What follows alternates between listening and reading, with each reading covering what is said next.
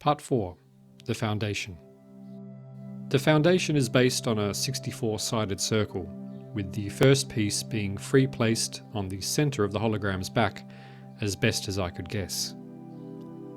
I rarely make 64-sided circles, but this one had to be as smooth-sided as possible. I have put a link to another vid where I construct a circular floor in the description, and there are several good tutorials on YouTube. I originally wanted to make it 4-tiered, but ended up going with 3, as I was worried about going over the build limit when it came to building the structures and decorating them.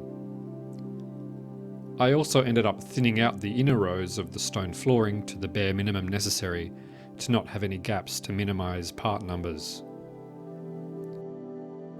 The turtle's hologram shell was still showing through the rear of the lower disc when it moved upward, so that section needed to be elevated to hide it. I ended up using this back section for the farm, which probably is the logical place to put it anyway. I initially tried suspending the disc with pillars connecting to the shell, but it looked top heavy, so I chose a tapered look using stone ramps. 2 sets of steps connect the first and second tiers, and 1 set, for security reasons, to the 3rd tier.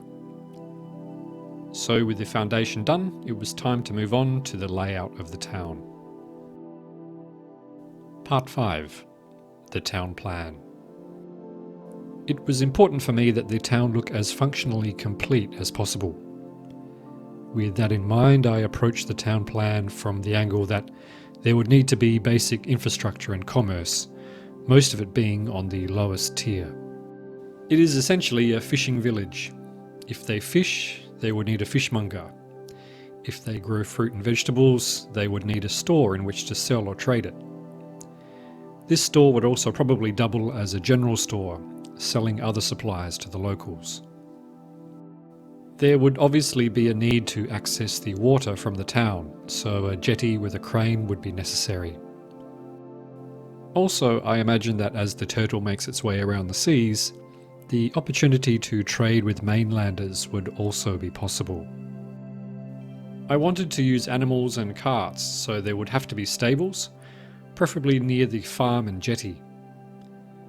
Of course, the locals would like to socialise, so there would have to be at least a couple of meeting places, a bar and an alfresco restaurant.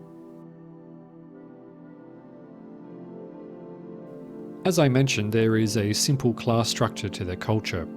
So smaller, simpler buildings would be on the lower tier, larger, more elaborate and wealthy buildings on the second, and finally the whole 3rd tier would be taken up by the King's Citadel. I roughly sketched this out on paper a couple of times, making sure the placement made sense, and then I was ready to build.